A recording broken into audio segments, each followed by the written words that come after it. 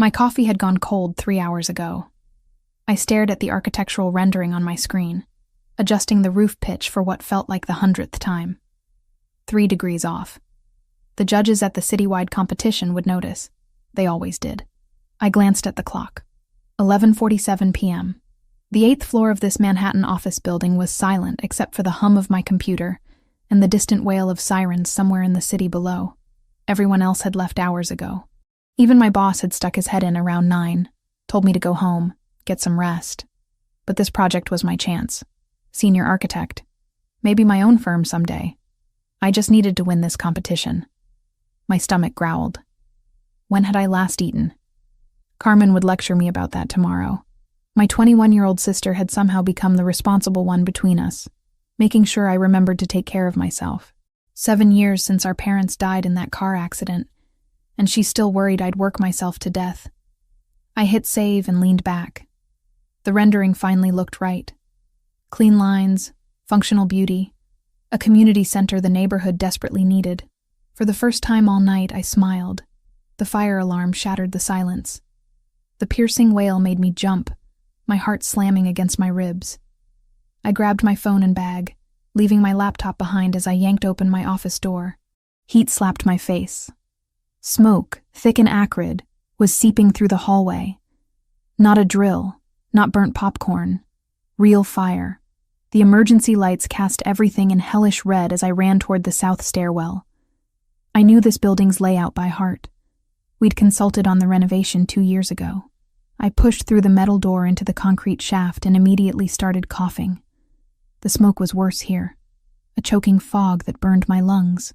I counted steps down, keeping one hand on the wall. 8 floors. Just get down 8 floors. By the 5th floor landing, I could barely see. Each breath felt like inhaling broken glass. That's when I nearly tripped over him. A man, sprawled across the landing, blocking my path. Blood matted his black hair above his temple. More blood soaked through his white dress shirt on his right side. The fabric torn and shredded. Not burned. Cut. Stabbed, maybe. My hands moved before my brain could catch up, checking for a pulse. Strong. Steady. He was alive. I shook his shoulders. Nothing. Dead weight. And the flames were climbing up from below, cutting off the main exit. Think like an architect, Valentina. The ventilation shaft. It ran from basement to roof with access panels every 3 floors. If I could get us to the panel on this floor, we could climb up instead of down. But I'd have to drag this unconscious stranger through the 5th floor offices first. I hooked my arms under his armpits and pulled. He was easily 6 feet tall, pure muscle. I weighed 130 pounds soaking wet, but I dug my heels in and pulled again. He moved. Inches, but progress. The 5th floor door wasn't locked. I dragged him through the open office layout, my arms screaming, sweat and tears mixing on my face. The ventilation access was in the northwest corner. I found the metal panel, fumbled with the latch, and it swung open to reveal a maintenance ladder. His eyes opened. Just barely. Blue-gray, even through the smoke haze. His lips moved, forming words I didn't understand. Italian, maybe. "Stay with me," I gasped. "You have to climb." He focused on me then, really looked at me with an intensity that made something electric shoot down my spine despite the circumstances. "Your eyes," he murmured in accented English. "Green. Like a wet, painful cough. Like emeralds. Delirious. Definitely delirious." I got my shoulder under his arm and half carried, half dragged him up that ladder. He helped more than I expected, muscle memory kicking in even semi-conscious. We climbed through smoke and darkness until we reached the roof access. Cold night air hit my face as we stumbled onto the rooftop. I sucked in clean oxygen, my lungs grateful, and laid him down on the concrete. Blood was still seeping through his shirt. The head wound looked bad. I pressed my cardigan against his abdomen, applying pressure. Sirens grew louder. Red and blue lights flashed from the street below. The fire department had arrived. "Help!" I screamed toward the edge. "Up here! We need help!" Within minutes, firefighters appeared through the same roof access we'd used. 2 paramedics rushed over with equipment. "Ma'am, step back. Let us work." I moved aside, trembling now that the adrenaline was fading. One paramedic cut away the man's shirt, revealing a nasty stab wound. The other checked his vitals, called out numbers I didn't understand. "We need to transport now," one said. "He's lost a lot of blood." That's when they appeared. 3 men in dark suits materialized from nowhere, moving with purpose across the rooftop. They weren't firefighters or police. The way they carried themselves, the bulges under their jackets. These men were something else entirely. "We'll take it from here," the tallest one said. His voice was cold, final. The paramedic frowned. "Sir, this man needs immediate medical attention. We have our own medical team waiting." The suited man gestured, and the other 2 moved to lift the injured man. "You're dismissed. You can't just—" One of them flashed something. A badge, maybe, or identification I couldn't see from where I stood. Whatever it was made the paramedics step back, confusion and frustration clear on their faces. I watched, stunned, as they carried him to the roof access. Before disappearing through the door, the injured man's eyes found mine one last time.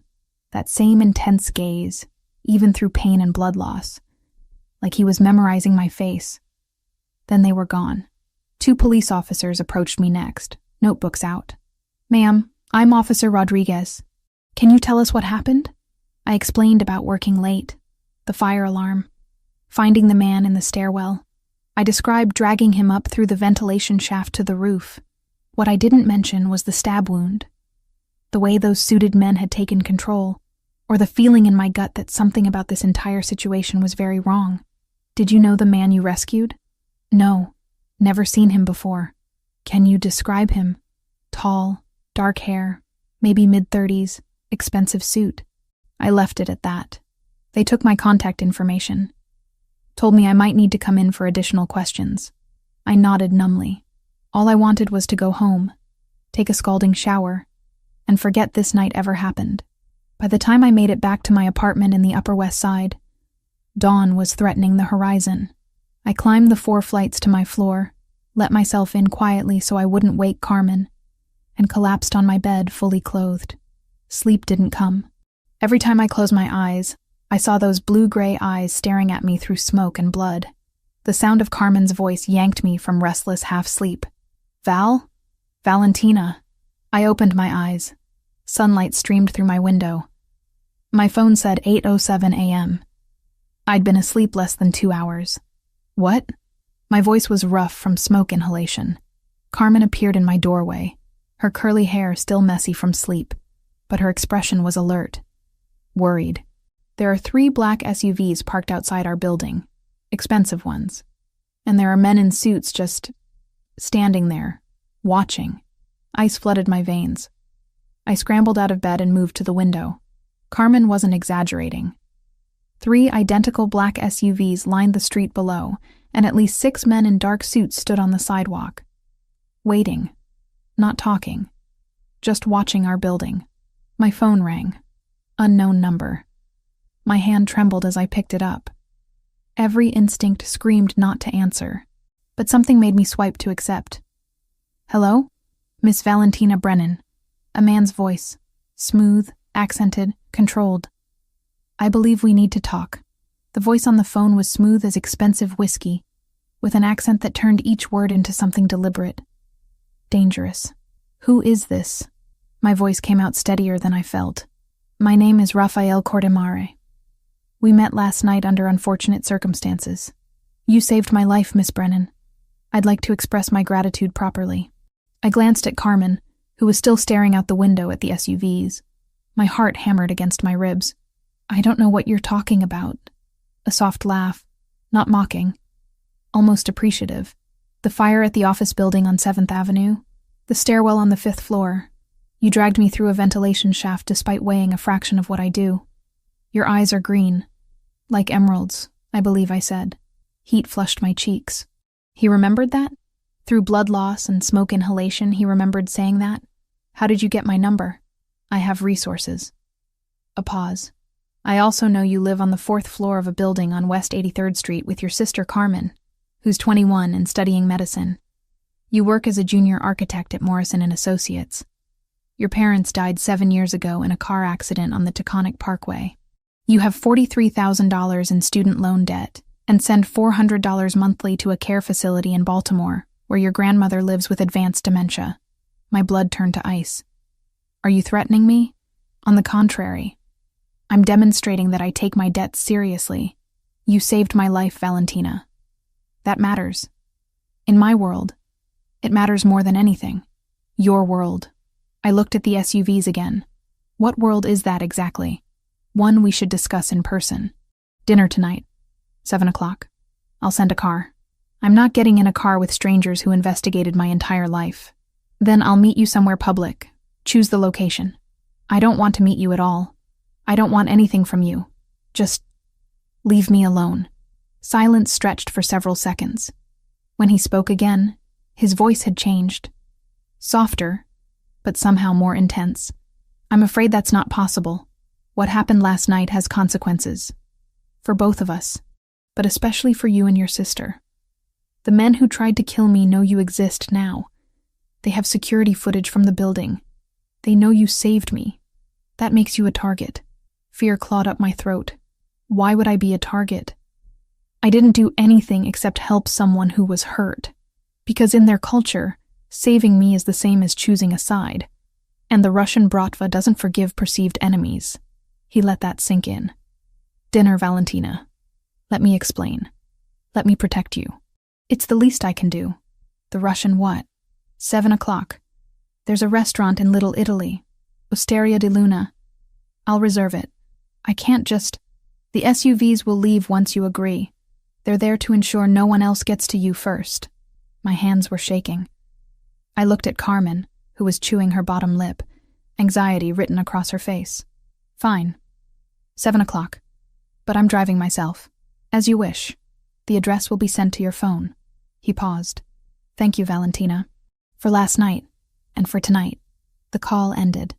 The SUVs pulled away within minutes, disappearing into Manhattan traffic like they'd never been there. Val, what the hell is going on? Carmen grabbed my arm. Who was that? The man from the fire.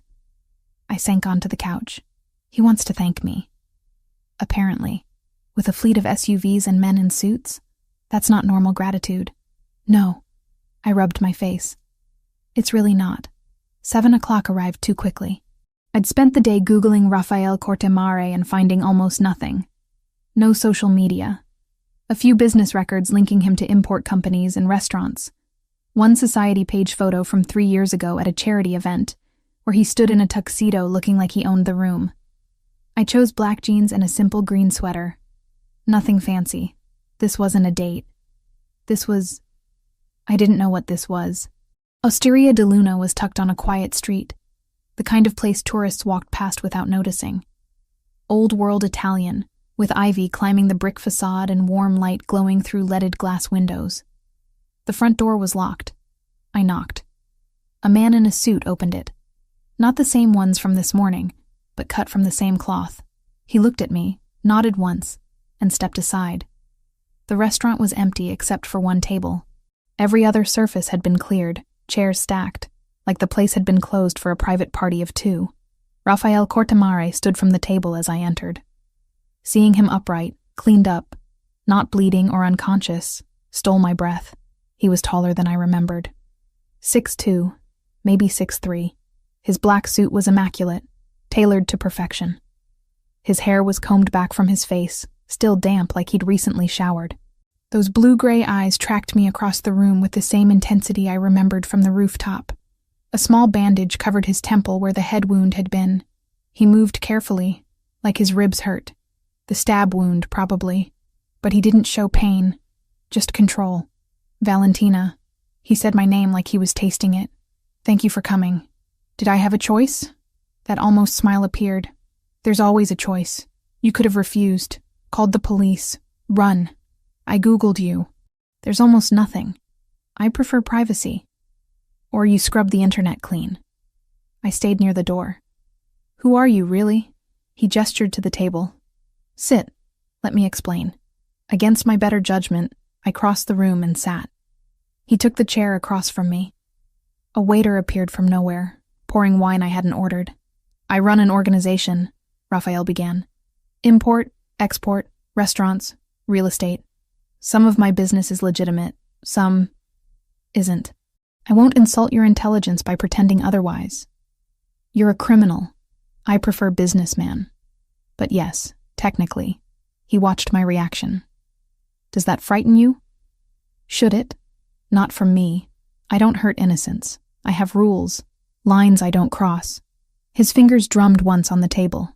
The men who attacked me last night don't share those rules. They're Russian, Bratva, organized crime from Moscow trying to take over territory on the East Coast. I was meeting an informant who claimed to have information about their operations. It was a trap. They tried to kill you. Yes, 2 men ambushed me in that office building. I managed to eliminate them, but not before taking damage.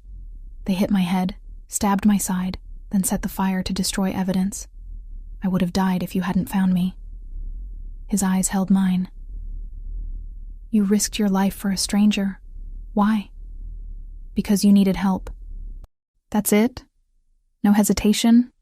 No thought for your own safety? I'm a human being. You were hurt. I couldn't just leave you. Something shifted in his expression. Softness I didn't expect. Most people would have, especially in this city. You're unusual, Valentina Brennan. The waiter returned with food I hadn't ordered. Fresh pasta, perfectly seasoned. My stomach reminded me I'd barely eaten all day. I don't want your money, I said. Or gifts. Or whatever you think you owe me. What do you want? To go back to my normal life. To stop being involved in whatever this is. Raphael leaned back, wincing slightly. The movement pulled at his injury. I can't give you that. The Bratva knows your face now. They'll come for you eventually. To punish me through you. Or to use you as leverage. Then what am I supposed to do? Let me protect you. And your sister. By surrounding us with armed men? By controlling where we go? By keeping you alive? His voice hardened. Make no mistake, Valentina. These men will hurt you. They'll hurt Carmen. They don't care that you're innocent. Fear curled in my stomach, but I pushed it down. And what do you get out of protecting me? Nobody does something for nothing. Peace of mind. He picked up his wine glass. And perhaps your company. I find you fascinating. I'm not fascinating. I'm an architect who works too much. You're brave, resourceful. You don't want anything from me when most people want everything. His gaze traced my face. That green sweater brings out your eyes. I was right about the emeralds. Heat flushed through me. Not fear this time. Something else. Something I absolutely should not be feeling for a man who just admitted to being a criminal. This is insane, I whispered. Yes, I should walk out right now. You should, but I didn't move. And from the way he watched me, he knew I wouldn't. His phone buzzed. He glanced at it, and his entire demeanor changed. The relaxed, almost flirting vanished, replaced by cold calculation. What?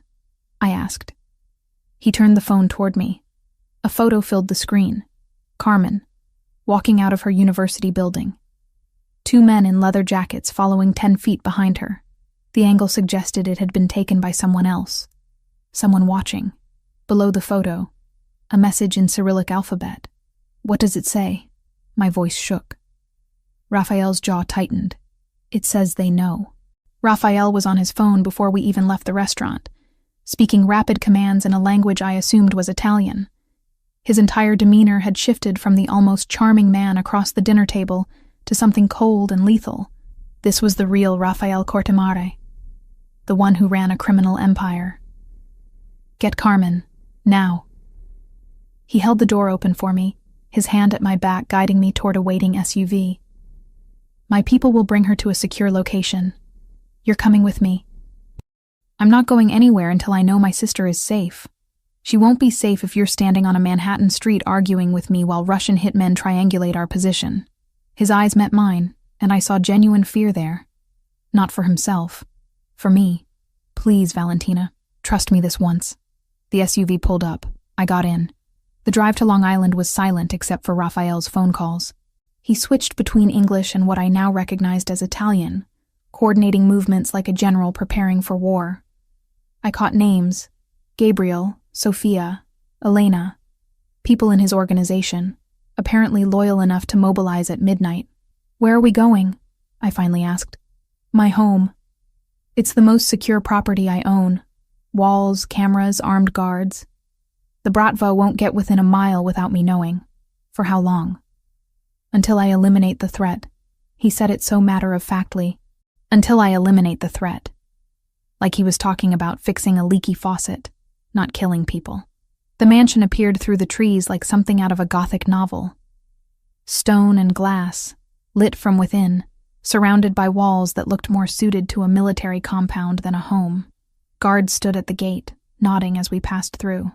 Raphael helped me out of the SUV. His hand lingered on mine, warm and steady. "Welcome to my home. This isn't a home. It's a fortress. It needs to be." He led me inside. The foyer was massive, all marble and dark wood. Tasteful. Expensive. Nothing like I expected from a mob boss. "Your sister will be here soon. Gabriel is with her."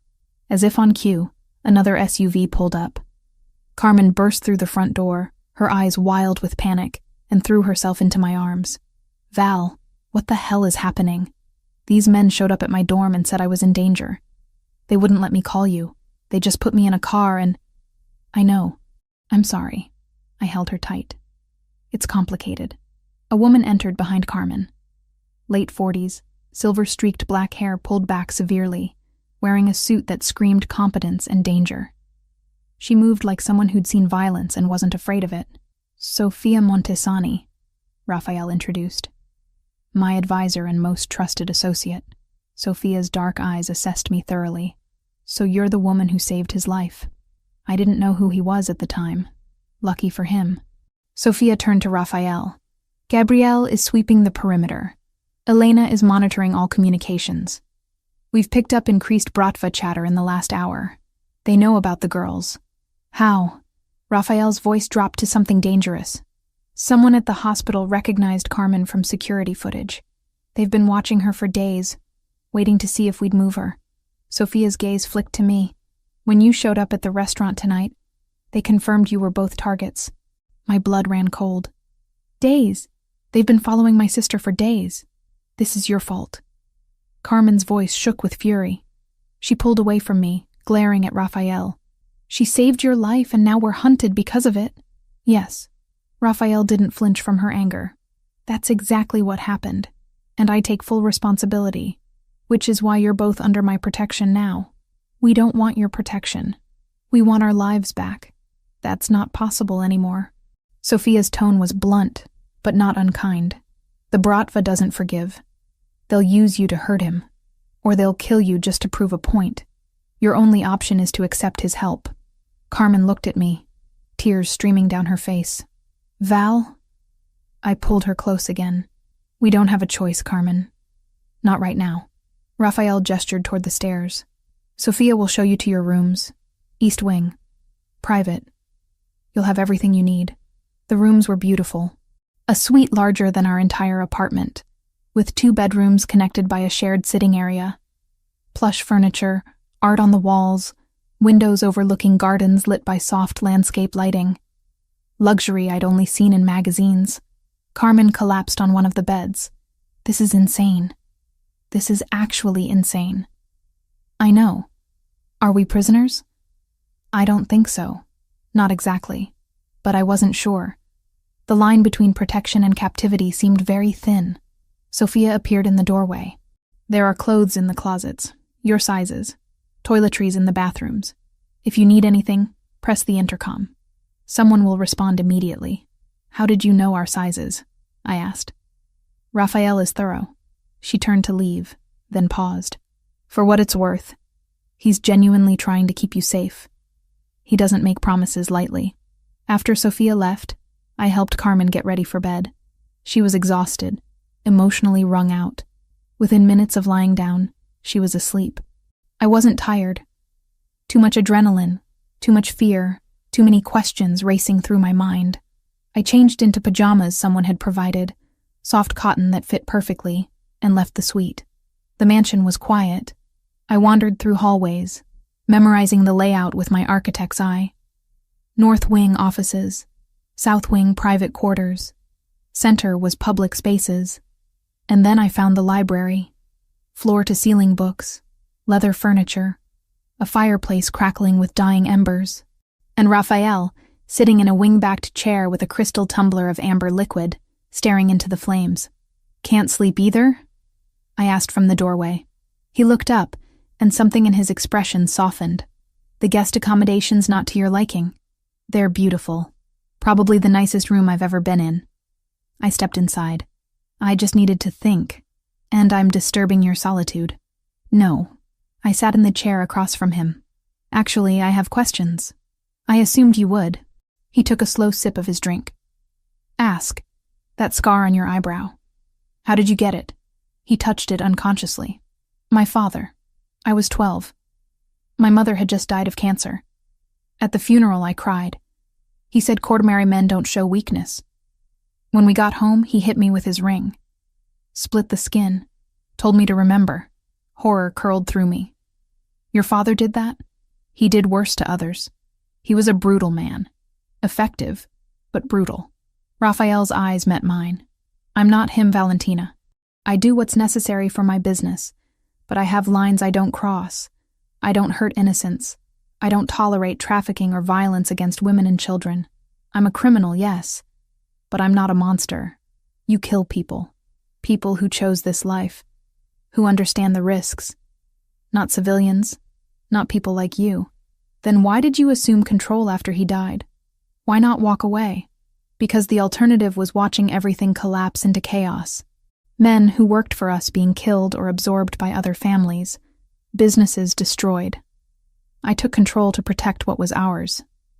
And maybe," he hesitated, "maybe to prove I could do it better. Without his cruelty." The vulnerability in his admission surprised me. This powerful, dangerous man admitting he'd wanted to prove something to a dead father who'd abused him.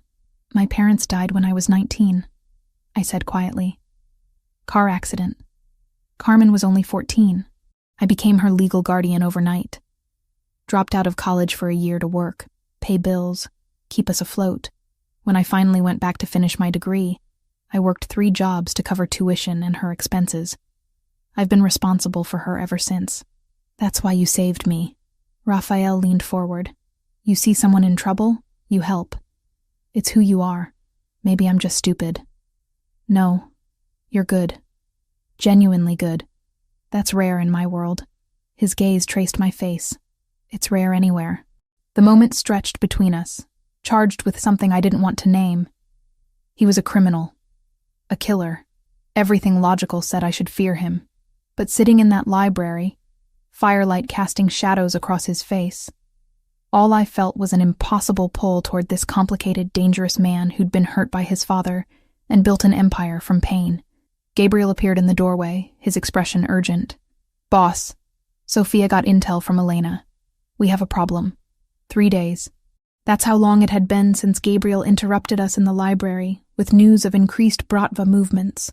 3 days of living in Raphael's fortress, watching Carmen struggle between fear and resentment, feeling the weight of armed guards following my every step outside our suite, and 3 days of Raphael keeping a careful distance from me. Professional, polite, nothing like the man who'd shared vulnerabilities over firelight, whose gaze had traced my face like he was memorizing it. Until tonight. Sophia burst into the dining room where Carmen and I were picking at our dinner. Her expression was grim. "They're moving on the hospital. Mount Sinai. They've taken a patient hostage. Man in his 70s with ties to your organization." She looked at Raphael. "They're using him as bait to draw out Carmen." My sister went pale.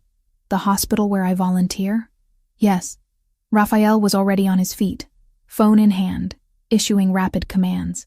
"Gabriel, mobilize everyone. We intercept before they breach the building." "Wait." I stood too. "I know that hospital. My firm did the renovation plans 2 years ago. I know every entrance, every stairwell, every blind spot in their security." Raphael barely glanced at me. "Not relevant. You're staying here." "It's completely relevant. If you want to evacuate patients without causing panic, I can tell you exactly how to move through the building without triggering main hallways. I can help." "Absolutely not." "She has a point, boss." Gabriel appeared in the doorway, already armed. Hospital layouts are complicated. Having someone who knows the architecture could save time. She's a civilian. She's also the reason we're in this mess. I regretted the words the moment they left my mouth. But I didn't take them back. Let me help fix it. Raphael's jaw tightened. For a long moment, he just stared at me. Then reluctantly, fine, but you wear a vest, and you follow my orders exactly. No arguments. No heroics. The bulletproof vest was heavy, uncomfortable, making it hard to breathe as I climbed into the SUV. Raphael sat beside me, silent and coiled tight like a spring about to snap. Why did you really agree? I asked quietly. Because you're stubborn enough to try something foolish if I left you behind. His eyes met mine. And because I can protect you better if you're where I can see you. We reached Mount Sinai at 4:37 a.m. The hospital was a massive complex of interconnected buildings, most of the windows dark at this hour. Raphael's men were already positioned around the perimeter. Sophia coordinated through an earpiece, her voice calm and efficient. Security is on our payroll, she told me. They're evacuating the patient quietly through the service elevator. You need to guide our people through the fastest route to the underground parking where the exchange is supposed to happen. My architect's brain kicked in. I pulled up the renovation plans on my phone, traced the route with my finger. There. Loading dock access to the basement level, connects directly to parking structure. Avoids all main corridors. Smart girl, Gabriel murmured. We moved through the hospital like ghosts. I led 6 of Raphael's men through maintenance corridors I'd memorized from blueprints, past sleeping patients and skeleton crew nurses who never noticed us. By the time we reached the underground parking level, it was 5:03 a.m. The Russians were already there. 4 men. Maybe 5. It was hard to tell in the shadows cast by flickering fluorescent lights. They stood near a black van, weapons visible. Professional. Calm. Waiting. Raphael stepped forward into the light, and I finally saw him as he truly was. Not the vulnerable man sharing whiskey by firelight. Not even the controlled businessman across a dinner table. This was Raphael Cortamare in his element. Cold, lethal, absolute. You're on my territory. His voice carried across the concrete expanse. Leave, now. One of the Russians laughed. Cortamare, we were hoping you'd come yourself. Makes this easier. Where's the patient? Released. We don't actually want him. We want the sister. He gestured vaguely in my direction, even though I was hidden behind a pillar. The one who saved your life. Viktor Sokolov sends his regards. Tell Viktor he can deliver his regards in person. Raphael's hand moved to his weapon. After I'm done with you. Everything happened at once. Gunfire erupted. I ducked behind the pillar, hands over my ears, my heart trying to punch through my ribs. The sound was deafening in the enclosed space. Concrete exploded where bullets struck. Glass shattered. Men shouted in Russian and Italian. Through the chaos, I watched Raphael move. Fluid, precise. Each shot calculated. He wasn't just fighting. He was conducting a lethal symphony, his men moving in perfect coordination around him. This was what true power looked like. Not wealth or influence. This. Command over life and death. I saw the ricochet before I understood what was happening. A bullet struck the metal frame of a parked car, angled wrong, bounced toward me at impossible speed. Raphael was there. I didn't even see him move. 1 second he was 20 feet away. The next he was in front of me, his body between mine and the bullet. It caught his left arm, tearing through his jacket, leaving a streak of red in its wake. He didn't even flinch. Stay down, he growled, then returned fire. The Russians retreated when more of Raphael's reinforcements arrived. 2 were captured. The others escaped into the early morning darkness. Back at the mansion, I found Raphael in the library. He'd removed his jacket, his white shirt sleeves soaked red. He was trying to examine the wound himself, his face tight with controlled pain. Let me. I grabbed the first aid kit Sophia had left on the side table. Sit down. It's nothing. It's a bullet wound. Sit. He obeyed surprisingly. I cleaned the blood away carefully. The bullet had carved a groove along his bicep. Deep, but not catastrophic. Still, Seeing his blood on my hands made something twist painfully in my chest. You could have been killed. My hands trembled as I applied antiseptic. So could you. That bullet was meant for your head. His uninjured hand caught my wrist, steadying me. I promised to keep you safe, Valentina.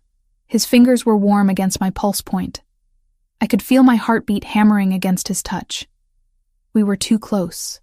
I could see gold flecks in his blue-gray eyes, see the tension in his jaw, the way he was breathing just slightly too fast. Thank you. The words came out barely above a whisper. For saving me. Always. His thumb moved against my wrist, a gentle stroke that sent electricity up my arm. I will always... Sophia appeared in the doorway. Raphael released me instantly, and I stepped back, suddenly aware of how intimate the moment had been. Interrogations complete, Sophia said, her sharp eyes noting our positions. You need to hear this, Raphael. The library suddenly felt too small. The information Sophia delivered was worse than I'd imagined. Viktor Sokolov wasn't just fighting a territorial war. He was systematically eliminating every Italian organization on the East Coast, creating a Russian monopoly. And the Kortemar family was his primary target because they controlled the port of New York, essential for international smuggling operations. There's more, Sophia continued. Elena hacked their encrypted communications. Sokolov has someone inside your organization, an informant, someone close to you. Raphael's expression went arctic. Who? We don't know yet. But whoever it is has been feeding the Bratva information for months, including the location of every safe house, every movement, every vulnerability. Sophia's gaze flicked to me, including when you brought Valentina and her sister here. The implications crashed over me like ice water. Someone in this house, someone Raphael trusted, was betraying us all. Paranoia was a living thing inside Raphael's mansion. 3 days since the hospital shootout, and trust had become a luxury none of us could afford. I watched Raphael move through his own home like a predator in uncertain territory, suspicion shadowing every interaction with his men. He trusted only Gabriel and Sophia now. They investigated quietly, methodically, searching for the traitor who'd been selling us out for months. The rest of the organization operated under a cloud of scrutiny, every conversation monitored, every movement tracked. Carmen spent most of her time in our suite, alternating between anger and fear. I couldn't blame her.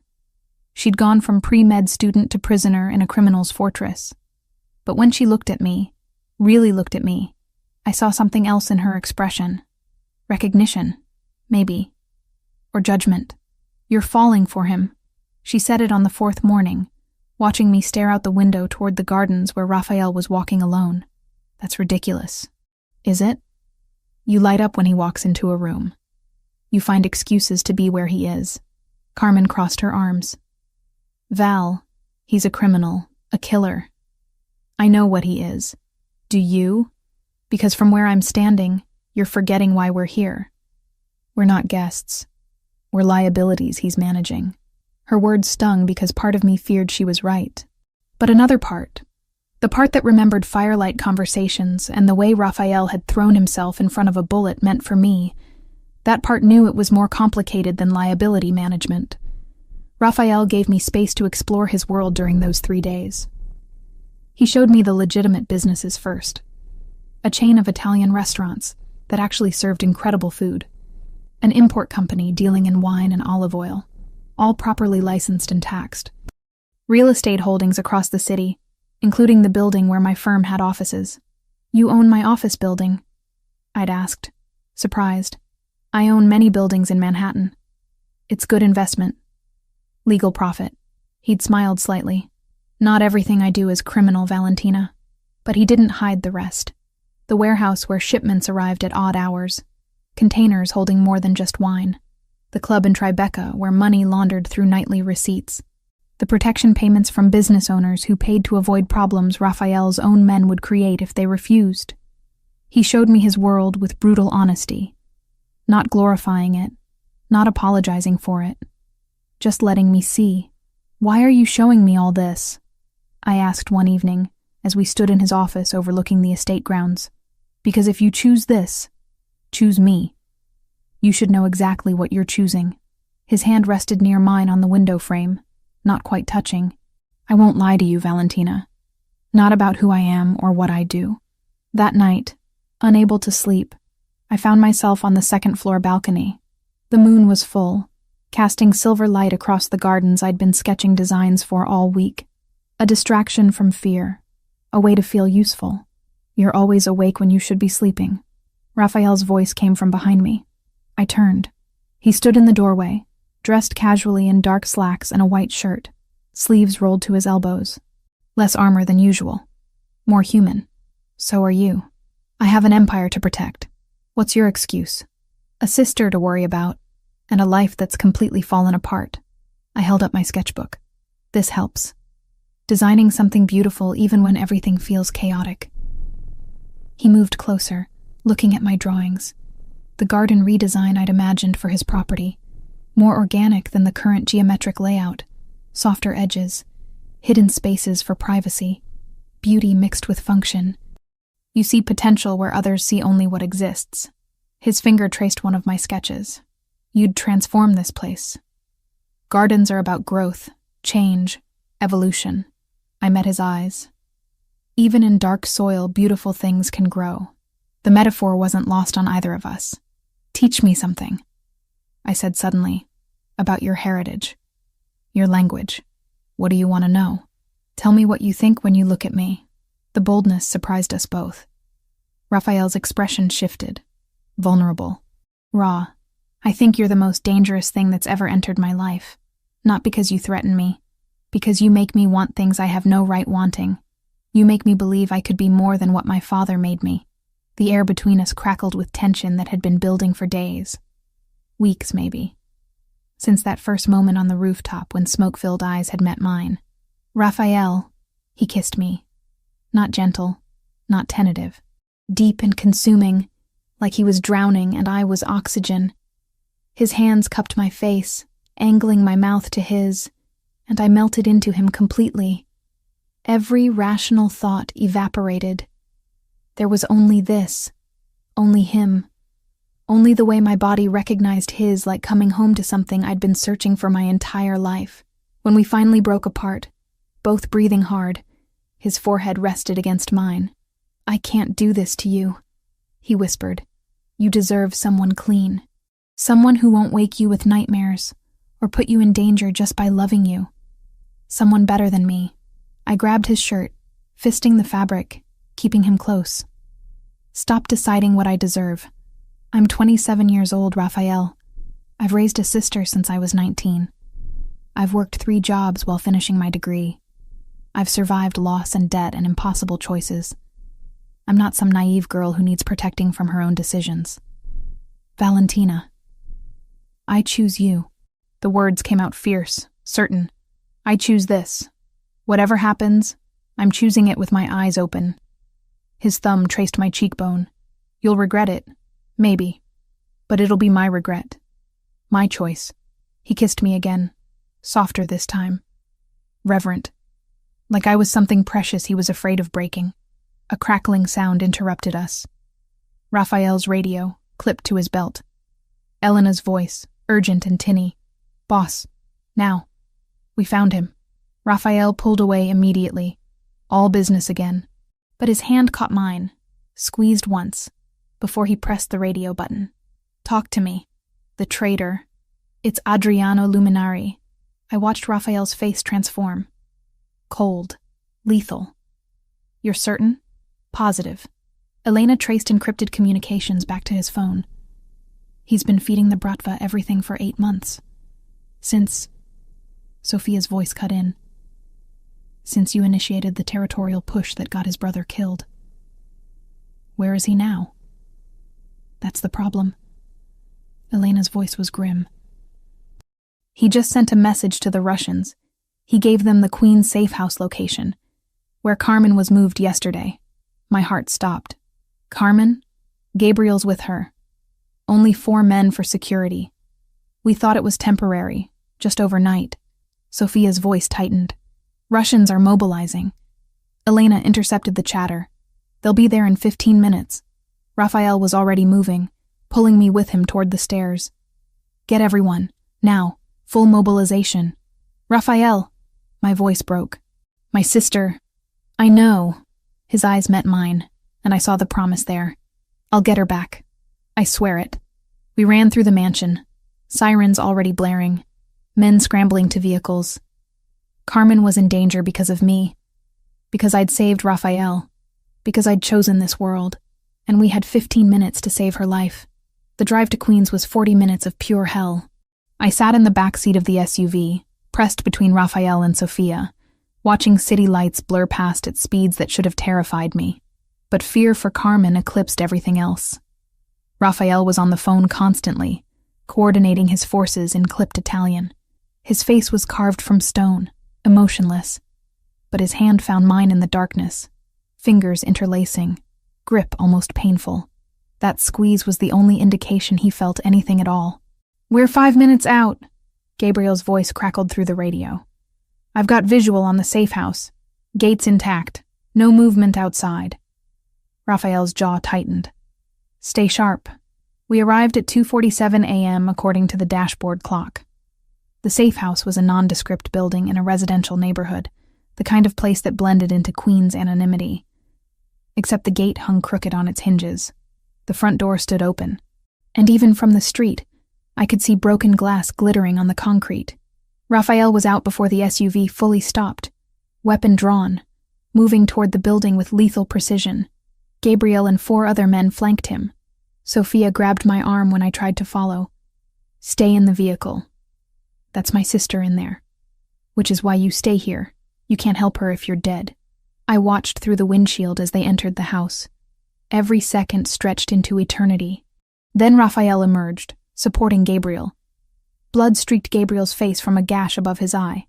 He was conscious but staggering. Raphael's expression when he looked at me confirmed my worst fear. Carmen was gone. I was out of the SUV and running before Sophia could stop me. Inside the safe house, I found 2 of Raphael's men dead. Clean shots to the head. Professional. The kind of killing that left no room for survival. "How long?" Raphael barked at Gabriel. "Maybe 10 minutes. They came through the back. 6 of them. Took Carmen and vanished." Gabriel winced. "I'm sorry, boss. I tried." "I know." Raphael's voice was ice. "Elena, talk to me." The woman's voice came through his earpiece, loud enough for me to hear. "I'm in their system. Hacked the cameras at 3 Bratva locations. Found her. Red Hook, Brooklyn. Warehouse district near the old grain terminal." "How many hostiles?" "Can't tell. But Sokolov just sent a message." Elena's voice dropped. "He wants to trade. Carmen for Valentina. Says you have 1 hour to decide." The world tilted. Raphael's eyes met mine, and I saw something break in them. Fury mixed with desperation. "Not happening." "Raphael?" "No." He grabbed my arms. "I will not trade your life for hers. We're going in. Full assault. I'll get Carmen out. And if he kills her the moment you breach that warehouse?" My voice shook. "He's using her as bait. But it's me he really wants. Let me do this. Valentina, no. She's 21 years old. My sister. My responsibility." Tears blurred my vision. "This is my fault. I saved you. I brought this down on her. Let me fix it." Sophia touched Raphael's shoulder. "Boss, we need to move. 1 hour isn't much time." Raphael's hands tightened on my arms. Then he pulled me against his chest, held me so tight I couldn't breathe. "I will come for you. Both of you. Do you understand? This isn't goodbye. This is me asking you to trust me one more time. Always." He kissed me then. Hard and desperate and full of promises we both knew he might not be able to keep. Then he released me and turned to his men. "We have 53 minutes. Get me schematics of that warehouse. I want every entry point, every window, every way in and out. Sophia, coordinate with the other families. I don't care what favors I owe. I need every available man in Red Hook in 40 minutes. The plan was flawless. Precision, strategy. Everything Raphael was famous for. Except I wasn't part of it. Back at the mansion, they left me in the command center with Elena monitoring her screens. Raphael and his forces mobilized, heading for Red Hook. I had 20 minutes before they arrived at the warehouse. 20 minutes to do what I had to do. Elena was brilliant with technology, but useless at physical security. I'd been studying this mansion for days, using my architect's eye to memorize layouts, to notice the maintenance corridor that connected the east wing to the garage, the exit that bypassed all the main security checkpoints because it was designed for staff and deliveries. I found the corridor, slipped through like a ghost, and reached the garage where a dozen vehicles sat idle. Keys hung on hooks labeled by car.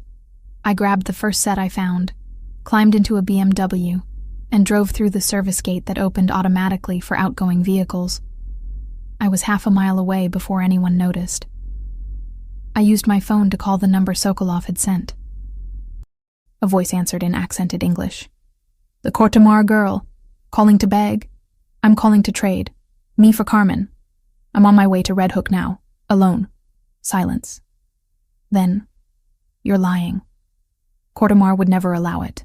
He doesn't know. I left. Tell Sokolov I'll be there in 30 minutes. He gets what he wants. Me. But Carmen walks free. How do we know this isn't a trap? Because if Raphael knew I was coming, he'd stop me. This is my choice. My trade. Tell Sokolov." I ended the call before they could respond. My hands shook on the steering wheel. What I was doing was insane. Suicidal, probably. But Carmen was innocent. She'd been dragged into this because of me. Because I'd saved a stranger in a burning building without knowing he was a mafia boss. I'd fix this. Or die trying. The warehouse district in Red Hook was exactly as bleak as I'd imagined. Abandoned buildings, broken streetlights, the smell of industrial decay and salt water. I followed the address Elena had identified, found the warehouse with its rusted door and shattered windows. 3 men waited outside. They grabbed me the moment I stepped out of the car, searched me for weapons or wires, then dragged me inside. The warehouse was cavernous, empty except for chains hanging from the ceiling and Carmen tied to a chair in the center. She looked up as they pushed me forward, her eyes widening in horror. "Val? No, what did you do?" "Saved you." I tried to smile. Failed. "It's okay, Carmen. It's going to be okay." Viktor Sokolov emerged from the shadows, tall, barrel-chested, with cold eyes and a smile that promised violence. "The hero. Twice now you save lives. Kortemares, now your sisters." He circled me slowly. Such selflessness is rare. Stupid, but rare. Let her go. That was the deal. The deal was you for her. But perhaps I keep both. Use you to destroy Kortemares completely. Or perhaps you die in the next 30 seconds. Raphael's voice cut through the warehouse like a blade. He stepped into the light, weapon raised, with what looked like 40 men fanning out behind him. I'd never seen anything more beautiful or terrifying in my life. Sokolov's men raised their weapons. For one heartbeat, the entire warehouse balanced on the edge of massacre. "You bring an army to a hostage exchange?" Sokolov laughed. "Predictable, Kortemare. You threaten what's mine." Raphael's eyes never left Sokolov. Also predictable. Gunfire erupted. I dropped, crawling toward Carmen as bullets shredded the air above us. Raphael's men moved like a coordinated machine, taking positions, returning fire with brutal efficiency. I reached Carmen, started working on her ropes with shaking fingers. "You came for me," she sobbed. "Always. I'll always come for you." The rope finally gave. Carmen's hands came free, just as I saw Sokolov running toward a back door. He slammed something on the wall as he disappeared. A digital timer, glowing red, counting down from 30 seconds. "Bomb!" someone shouted. Raphael was there cutting my ropes, pulling us both to our feet, his arm around my waist, supporting Carmen with his other hand. He ran. 20 seconds. 15. The exit seemed impossibly far. 10 seconds. 9. We burst through the door and into the cold night. 5. 4. Raphael threw us both to the ground, covered our bodies with his. The explosion was deafening. Heat and pressure blasted over us. Debris rained down, concrete and metal and fire. When the ringing in my ears finally subsided, Raphael was pulling us up, checking for injuries with hands that moved over us frantically. "Valentina. Carmen. Are you hurt?" Carmen had bruises on her face. a cut on her lip. But she was alive, conscious. I'm okay. Val? I'm fine. I clung to Raphael. You came. Always. He crushed me against him. Don't ever do that again. Don't ever sacrifice yourself like that. Promise me. I can't. She's my sister. His laugh was strained. Then I'll have to make sure neither of you are ever in danger again. Back at the mansion, a doctor treated Carmen while Sophia debriefed Raphael on casualties. 2 of his men dead, 5 injured. Sokolov escaped through underground tunnels. The warehouse was ash. I sat with Carmen until she fell asleep, exhausted and medicated. Then I found Raphael in his office, staring at a computer screen. What is it? He turned the monitor toward me. A video file. Playing on loop. The view was from outside the mansion, zoomed in on our bedroom window. A red laser dot danced across the glass where I'd stood just hours ago. Below the video, a message in English. I know where she sleeps. Sokolov hadn't given up. He'd just declared war. The bunker beneath Raphael's mansion wasn't what I expected. No cold concrete or steel walls. It was a fully furnished apartment, hidden 3 levels underground, with filtered air, stockpiled supplies, and enough security to withstand a siege. Carmen sat on one of the beds, arms wrapped around herself, still processing everything that had happened. We're safe here, Raphael said, though his expression told a different story. He was preparing for war, and safe was a relative term. For how long? I asked. Until I end this. He checked his weapon with practiced efficiency. Viktor Sokolov has declared war, not just on me, on every Italian family in New York. He wants a Russian monopoly on the East Coast. That makes him everyone's problem now. Sophia entered carrying a tablet, her face grim. The 5 families have agreed to meet. 1 hour.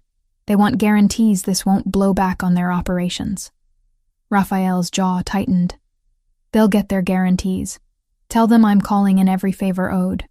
Tonight, we dismantle the Bratva's entire New York operation. But the plan was audacious. 12 simultaneous strikes across the city. Nightclubs laundering Russian money. Warehouses storing smuggled weapons. Drug distribution points. Raphael coordinated with leaders whose names I'd only heard whispered in fear. The Fontanelli family. The Verziani brothers. Old enemies setting aside grudges because Sokolov threatened them all. Carmen watched me pace the bunker. You're going to do something stupid, aren't you? What? You have that look. The same one you had before you traded yourself for me. She stood, grabbed my arms. Val, please. Stay here. Let him handle this. I will. The lie tasted bitter, but I couldn't tell her the truth. That I'd already made arrangements with Sophia, that when Raphael left for war, I'd be following in a separate vehicle. Not to fight. I couldn't fight, but to be there. Because if something happened to him, I needed to know. Raphael returned to the bunker as his forces mobilized. He cupped my face with both hands, those blue-gray eyes searching mine. Stay here. Promise me. I promise I'll be smart. Not the promise he wanted, but the only one I could give. He kissed me then, deep and desperate, like he was trying to memorize the taste of me. When this is over, we need to talk about our future. If you still want one with me, always. He left. The bunker door sealed with a heavy clang. I waited exactly 10 minutes. Then I pressed the emergency release Sophia had shown me, the one that bypassed the main security protocols. Carmen tried to stop me, but I was already moving. Sophia waited in the garage with a nondescript sedan. He's going to be furious. I know. I climbed in. But I can't sit in a bunker while he might be dying. The city transformed into a war zone that night. Elena coordinated through encrypted channels, her voice calm despite the chaos. Strike teams hit 12 locations simultaneously at 10 p.m. The precision was terrifying. Raphael's men moved like ghosts, dismantling Sokolov's empire piece by piece. But Sokolov wasn't at any of the locations. Elena tracked him through security cameras, following his movements across Brooklyn until he reached Red Hook. The port. Exactly where Raphael predicted he'd run. We arrived as the confrontation began. Raphael stood on the dock, backed by Gabriel and 30 men. Sokolov waited near a cargo ship, his own forces forming a barrier. Between them, 50 feet of concrete, and the knowledge that only one man would walk away. Kordamare, Sokolov's voice carried across the distance. You've cost me everything tonight. My operations, my money, my reputation. You threatened what's mine. Raphael's voice was ice.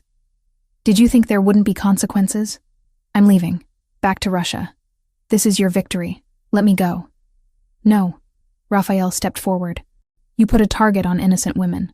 You used civilians as weapons. You broke every code. There's no walking away from that. Sokolov smiled. Then we both die tonight. The gunfight erupted like thunder. I watched from behind a shipping container where Sofia had positioned us, my heart in my throat as Raphael and Sokolov's forces clashed. Men fell. Blood painted the concrete. The smell of gunpowder choked the air. Then it was just Raphael and Sokolov, both out of ammunition, both wounded. They circled each other like wolves, and I realized with horror they'd fight hand to hand. Sokolov was bigger, heavier, but Raphael was faster, more precise. They collided in a brutal exchange, fists and elbows, grappling, each trying to kill the other with bare hands. Raphael used the environment, slamming Sokolov against a steel post, using a chain hanging from a crane to choke him. Sokolov went down hard, gasping. Defeated. Raphael stood over him, chest heaving, blood running from a cut above his eye. It's over. But it wasn't. Sokolov's hand moved, pulling a backup weapon I hadn't seen. The gunshot cracked like a whip. Raphael staggered. Red bloomed across his chest, left side, near his heart. I was running before I could think, Sofia shouting behind me. I reached Raphael as he collapsed, pressed my hands against the wound, felt his blood hot and terrifying against my palms. No, you don't get to die. You promised to keep me safe. I can't be safe without you. Tears blurred my vision. Raphael, stay with me. Please. His eyes focused on mine. He tried to smile. Failed. Always. So stubborn. Because you taught me to fight for what I want. And I want you. Alive. I looked up at Sofia. Where's the medic? Already called. 2 minutes out. Those 2 minutes stretched into eternity. I kept pressure on the wound, kept talking to Raphael, kept him conscious through sheer force of will. The surgeon Sofia had on standby arrived with a mobile unit, worked on Raphael right there on the dock until he was stable enough to transport. 6 hours of surgery. 6 hours of pacing hospital corridors, while Carmen held my hand and Sofia coordinated cleanup of the night's carnage. Sokolov was dead. His organization dismantled. The Russian threat eliminated. But none of it mattered if Raphael didn't survive. The surgeon finally emerged, exhausted but smiling. He made it. Bullet missed his heart by 2 centimeters. He'll recover fully. I collapsed into Carmen's arms, sobbing with relief. 2 weeks later, Raphael was released from the secure medical facility. He recovered in his mansion while I returned to our apartment, per his request delivered through Sofia. He needed time to heal. Time to think. Time to decide if dragging me deeper into his world was fair.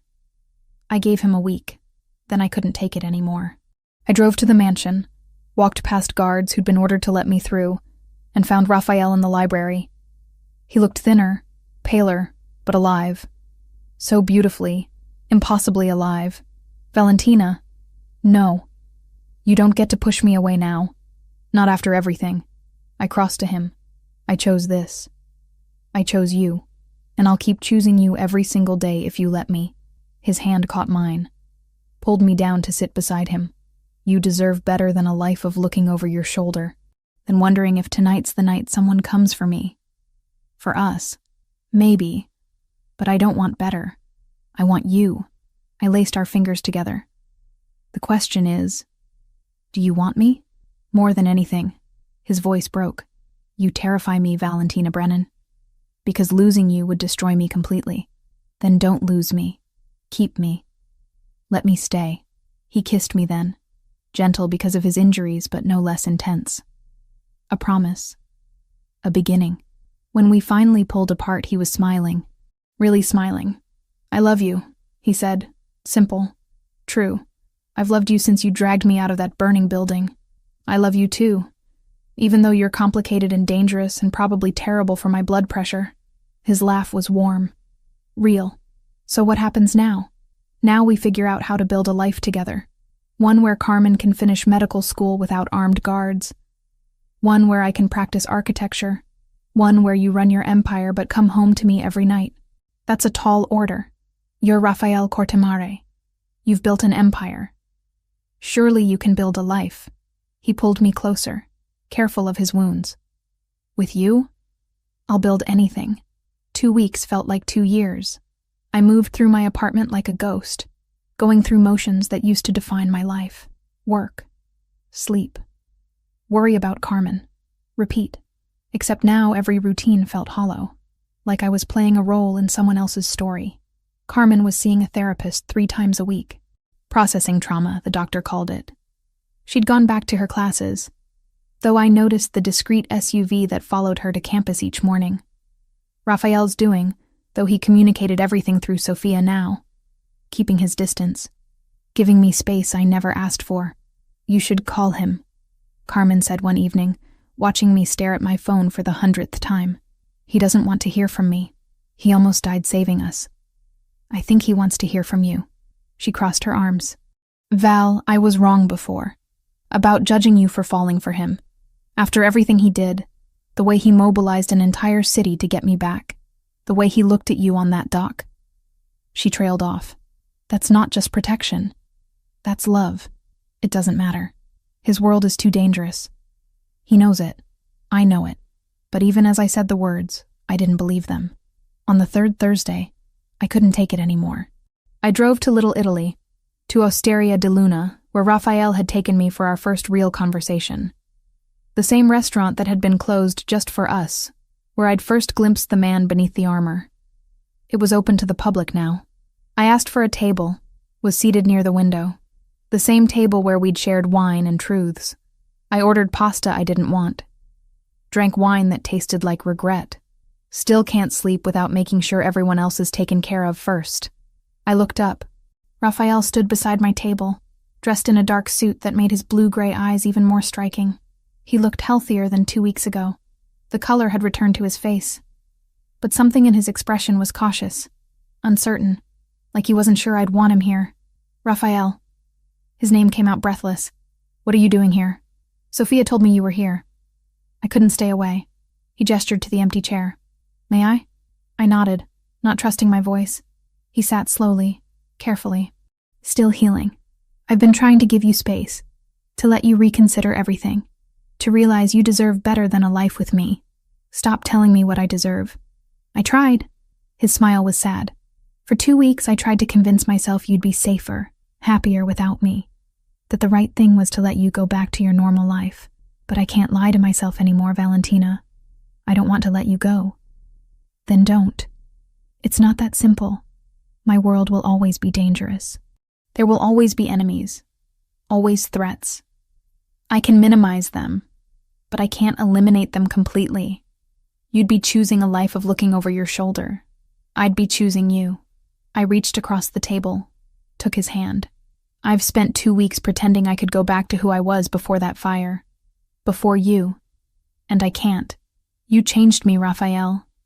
You showed me that I'm stronger than I thought. Braver. That I can face impossible things and survive. You showed me I could be more than what my father made me. His thumb traced circles on my palm. That I could build instead of just destroy. That I could love someone more than power. So what happens now? He was quiet for a long moment. When he spoke, his voice was steady but vulnerable in a way I'd never heard. I can't offer you safety. I can't promise there won't be danger. But I can promise you choice. Real choice, Valentina. You want to keep working as an architect? I'll support that. Want your own firm? I'll invest. Want to stay in your apartment? Keep distance from my business? We'll figure it out. Want children someday or never? Your decision. The only thing I can't offer is the choice of me not loving you. That's already been decided. Tears blurred my vision. I choose you. Every day. Every risk. Every danger. I choose us. He stood, pulled me up with him, and kissed me right there in the restaurant. Deep and sure, and full of promises we'd spend a lifetime keeping. Around us, other diners pretended not to stare. I didn't care. Nothing existed except this man who'd saved me, as surely as I'd saved him. 6 months later, I stood on the balcony of a house I'd designed from scratch. Not in Long Island. Westchester instead, 45 minutes from Manhattan, surrounded by trees that would turn spectacular colors in autumn. The house blended security with beauty. Reinforced walls hidden behind elegant stonework. Bulletproof windows that let in streams of sunlight. Guard posts camouflaged as garden structures. It was a fortress that felt like a home. Raphael came up behind me, wrapped his arms around my waist, rested his chin on my shoulder. "What are you thinking about?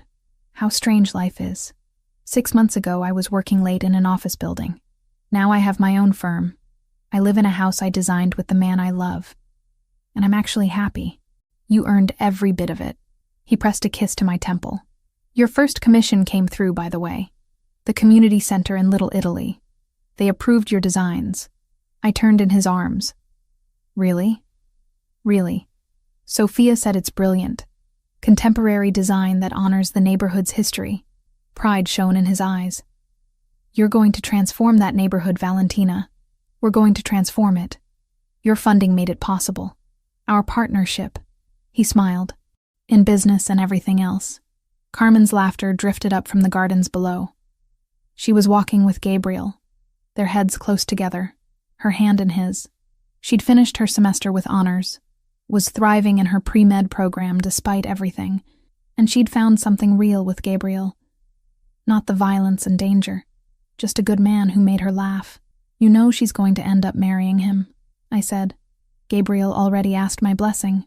Raphael's smile widened. "I told him only if he promised to treat her better than I treated you at the beginning. You've more than made up for that." I stretched up to kiss him. Every single day. His arms tightened around me. "I love you, Valentina Brennan. More than I thought I could love anything. I love you too. Even though you're complicated and dangerous and occasionally drive me crazy. Only occasionally? I'm being generous." He laughed, the sound warm and free. The laugh of a man who'd found peace in chaos, who'd learned to build a life instead of just survive one. Sophia appeared on the balcony, tablet in hand. "Sorry to interrupt. Valentina, the permit for the community center came through. Construction can start next month." She handed me a folder. "Also, this came for you, from the Orfanato Fund." I opened it. A thank you letter from the children's home Raphael had established in my name. The one he'd funded after I'd mentioned wanting to help kids who'd lost parents like Carmen and I had. He'd made it real without asking, just signed the papers and made it happen. "You're going to make me cry," I whispered. "Then I'm doing something right." Raphael took the letter, set it aside, and pulled me close again. "Come on, let's go inside. I want to show you the plans for the wine cellar renovation. Unless you'd rather keep watching the sunset. The sunset can wait." I laced my fingers with his. "I'd rather be with you."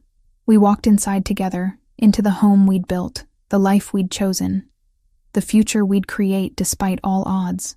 Behind us, the sun painted the sky in shades of gold and crimson, a promise of tomorrow, a reminder that even in darkness, there was always light if you fought hard enough to find it. And we had fought. Through fire and blood and impossible choices, we'd earned this peace, this love, this life, and I wouldn't change a single moment of it.